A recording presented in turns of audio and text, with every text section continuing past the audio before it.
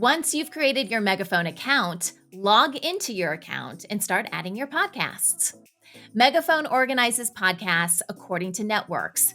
Think of this as a collection for the podcasts you're about to add. Go to the settings page to add a new network. Now, you're ready to import podcasts to your Megaphone account.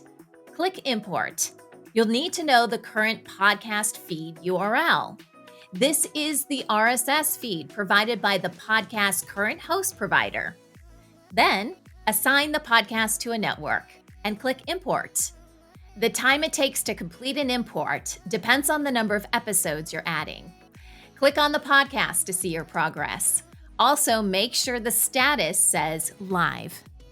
If you see any errors, that means there's a problem importing the episode.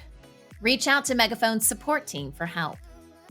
Click Edit Podcast and double check to make sure all of the information about your podcast is correct. You can also name your new Megaphone feed. Make sure you know your new podcast feed URL because you're going to need it. The final step to import a podcast is redirecting the previous podcast feed URL so it points toward your new Megaphone feed. This is an important step because you want your audience following the right feed to get all of your new content.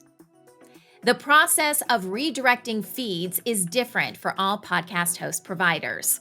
Visit Megaphone's Help Center for specific instructions for each provider. When the redirect is in place, you should be able to click on the old podcast feed URL, and it will automatically redirect you to your new Megaphone feed. Leave the account open with the other provider for at least 30 days to ensure a smooth transition.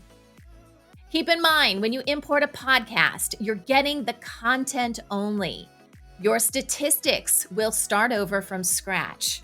You'll also want to write down any timestamps for dynamic ad locations so you can manually add them to your newly imported episodes in your Megaphone account.